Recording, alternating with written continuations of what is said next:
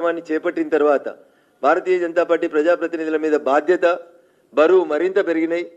మా నాయకుడు గౌరవనీయులు ప్రధానమంత్రి గారు చెప్పినట్టు మేము ప్రజల్ని పాలించేందుకు రాలేదు, ప్రజలకి సేవ చేయడానికి వచ్చినాం అనేటువంటి మాటను పెట్టుకొని అన్న, డోంట్ మిస్అండర్స్టాండ్ మీడియా మిత్రులు. కాంగ్రెస్ చేసేది షేవ్ అన్న, మేము చేసేది సేవ్. షేవ్కి సేవ్కి మధ్యలో ఉన్న అక్షరం ఒకటే ఒకటి, హెచ్ ఎక్కువ ఉంటుంది. కాంగ్రెస్ చేసేది షేవ్, SHAVE కాంగ్రెస్ చేస్తుంది, SAVE సేవ్ మేము చేస్తామన్న. సో తెలంగాణ ప్రజలకు అర్థం చేసుకోవాల్సిన అవసరాన్ని విజ్ఞప్తిని ప్రజల ముందు ఉంచుతూ మేము సేవ్ చేసేటోళ్ళం, వాళ్ళు షేవ్ చేసేటోళ్ళు. అందుకని సేవ చేసేటోళ్ళ దగ్గరికి రండి, సేవ్ చేసేటోళ్ళ దగ్గరికి రండి, షేవ్ చేసేటోళ్ళ దగ్గరికి పోవద్దని ప్రజలకు అప్పీల్ చేస్తూ సెలవు తీసుకుంటా ఉన్నా. థ్యాంక్ యూ అండి.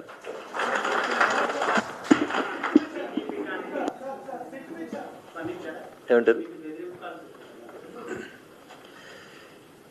సో నేను మెదక్ ఎంపీగా ఒక ప్రైవేట్ స్కూల్ కార్యక్రమంలో దమ్మాయిగూడలో ఉన్నప్పుడు ఒక నెట్ కాల్ నుంచి ఒక కాల్ వచ్చింది. ఆ కాల్ని మొదటిసారి మా PA అటెండ్ అయినాడు, రెండోసారి కూడా PA అటెండ్ అయినాడు.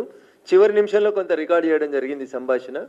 దానికి సంబంధించి ఆ కాల్ కన్వర్జేషన్ అయిపోయిన కొద్దిసేపట్లో రాష్ట్ర DGP గౌరవనీయులు జితేందర్ గారికి, మా సంగారెడ్డి SP గారికి, మెదక్ SP గారికి ఇద్దరికి కూడా నేను ఫోన్ ద్వారా సమాచారం అందించినాను. DGP గారికి మెయిల్ పంపించడం జరిగింది. దాని మీద విచారణ కొనసాగుతుందని సంగారెడ్డి SP గారు రెగ్యులర్గా నాతో మానిటర్ చేస్తూ ఉన్నారు. దానికి సంబంధించి ఒక రాతపూర్వకమైనటువంటి ఫిర్యాదు నా నివాసం సైబరాబాద్ పోలీస్ కమిషనరేట్ పరిధిలోని నార్సింగి పోలీస్ స్టేషన్ పరిధిలో వస్తుంది కాబట్టి నార్సింగ్ SHO గారికి కంప్లైంట్ ఇవ్వడం జరిగింది. నేను ఇచ్చిన కంప్లైంట్ మీద నార్సింగ్ పోలీసు వాళ్ళు కేసు నమోదు చేసినారు. ఇన్వెస్టిగేషన్ జరుగుతూ ఉంది. అది ఇంటర్నెట్ ద్వారా వచ్చినటువంటి కాల్ కాబట్టి దాని IP నెంబర్ని ట్రేస్ చేయడానికి ప్రయత్నం జరుగుతూ ఉంది. Police are on the job. నిన్న సాయంత్రం మా పోలీస్ అధికారులు, మెదక్, సిద్దిపేట, సంగారెడ్డి జిల్లాలకు సంబంధించిన పోలీసు ఉన్నతాధికారులు ఫోన్ చేసి, జిల్లాలో మీ పర్యటన ఉన్నప్పుడు చెప్పండి, ఒక వెహికల్ మీకు ఒక ముగ్గురిని ఎస్కార్ట్ పోలీసులను ఇస్తాం, పార్లమెంట్ కాన్స్టిట్యున్సీ పరిధిలో జరిగే మీ పర్యటనలన్నింటికి కూడా మీకు ఎస్కార్ట్ని, ముగ్గురు బందోబస్తు ఉన్నటువంటి పోలీసు, ఆర్మ్డ్ వెపన్స్ ఉన్నటువంటి పోలీసులను ఇస్తామని చెప్పి పోలీసు వాళ్ళు తెలియజేసిర్రు. But that is not the solution. Bharatiya Janata Party ఏ నాయకుడు కానీ ఏ కార్యకర్త కానీ ఎవరి పేరు మీదనో ఫోన్ చేసి బెదిరిస్తే భయపడేటోళ్ళు ఎవరు లేరు. అది ఎర్ర జెండాకైనా ఇంకొక దానికైనా ఇస్లామిక్ తీవ్రవాదానికైనా వ్యతిరేకంగా నిలబడి కొట్లాడినటువంటి కార్యకర్తల బలం, దమ్ము, ధైర్యం ఉన్నటువంటి పార్టీ భారతీయ జనతా పార్టీ.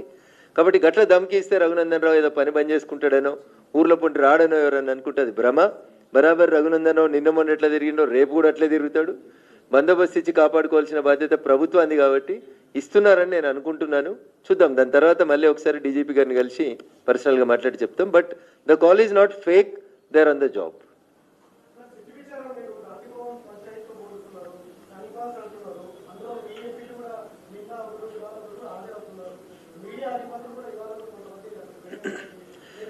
నేను మిమ్మల్ని అడుగుతున్నా, మీరు కూడా మా దుబ్బాక ఎన్నికలలో దుబ్బాకు వచ్చినారు, చూసినారు.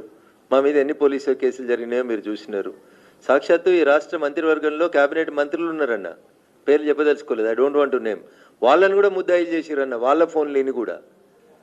నేను అడుగుతుంది ఏంటంటే 2020 అక్టోబర్, నవంబర్, డిసెంబర్లో మేము ఇచ్చిన కంప్లైంట్స్ అన్నీ ఏవి? మేము ఇచ్చిన కంప్లైంట్స్ మీద విచారణ ఏంది? మీరు 23 నవంబర్లో కాంగ్రెస్ పార్టీ గెలుస్తుండే ఓడుతుండే దానికి సంబంధించిన పంచాయతీ ఎందుకు తీసుకొస్తారు? మీకు నిజంగా చేయాలని ఉంటే డే 1లో అసలు బాధితుని నేను కదా. డే 1 మొదలైందే నవంబర్ దుబ్బాక బై ఎలక్షన్ తోటే కదా టెలిఫోన్ ట్యాపింగ్ మొదలుపెట్టింది. అరే మొదలైన ఈ కీలగాడ మొదలు పెడితే అనే అక్షరాన్ని వదిలేసి నువ్వు రౌతికాడ మొదలు పెడితే పంచాయతీ ఎట్లన్నా? అక్టోబర్, నవంబర్, డిసెంబర్ 2020లో జరిగిన పంచాయతీలు వదిలేసి 23 అక్టోబర్, నవంబర్, డిసెంబర్ పంచాయతీలను చూసుకొస్తే అంతకంటే ముందు 3 జరిగినాయి ఏంది? వాటి ఎవిడెన్సెస్ అవసరం లేదా మీకు? నేను కదా బరాబర్ నిజాయితీగా ఎవిడెన్సెస్ ఇచ్చి అప్పుడున్నటువంటి DGPకి చెప్పినాను. ఇప్పుడు పిలవడంలో ఉన్న ఇబ్బంది ఏంది? బీజేపీ ఎంపీలు, కాంగ్రెస్ ఎంపీలు కాదు క్వశ్చన్. అక్కడ ట్యాప్ అయిందని నేను మొట్టమొదటి నుంచి లొల్లి పెడుతుంది నేను.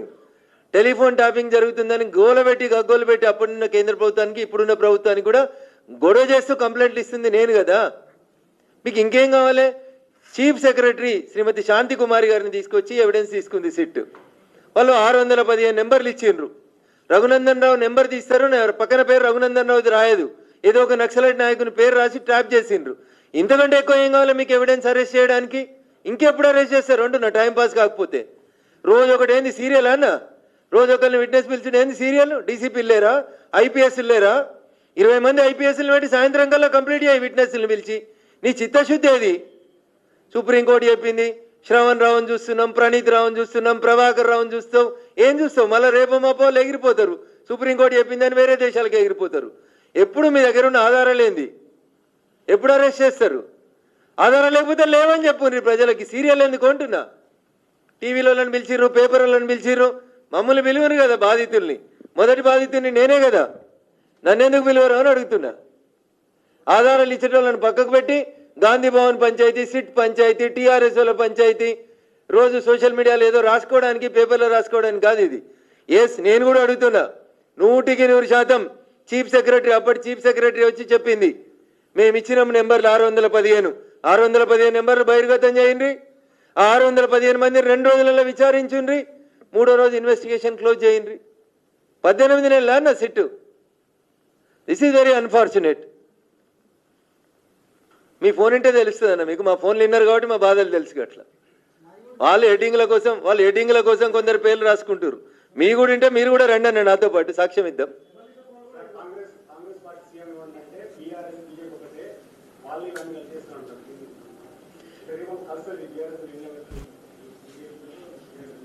ఇప్పుడు కాంగ్రెస్లోనే కొంతమంది ఎమ్మెల్యేలు మాత్రం కూడా ఆఫ్ ది రికార్డులు చెప్తున్నారు అన్న.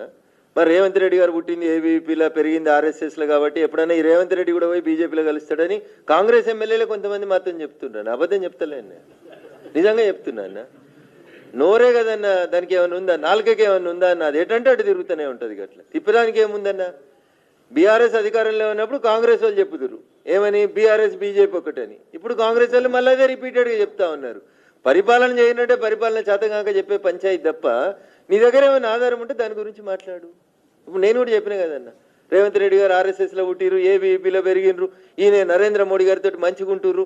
అందుకనే పోయినప్పుడల్లా ఒక ముఖ్యమంత్రి పోతలేడు. వేరే రాష్ట్రాలకి వెళ్ళి వస్తే ముఖ్యమంత్రి ఒక్కడే వస్తాడన్న. ఒక్క తెలంగాణకి వెళ్ళే ముఖ్యమంత్రి పోతే ఒక్కడు ఓడు. అయితే ఈ పక్కన శ్రీధర్ బాబు ఉంటాడు, లేకపోతే ఈ పక్కన బట్టి విక్రమార్క ఉంటాడు, లేకపోతే ఇంకెవరినో తోలిచ్చి పంపిస్తున్నారు. ఇది నేను అంటలే, నన్ను నేనేం తిడతలేను, వాళ్ళు చేసింది చెప్తున్నా మీకు. మళ్ళీ రఘునందన్ రావు తిట్టిండని నన్ను అనుకుంటారు మీరు. This is the fact that is going on.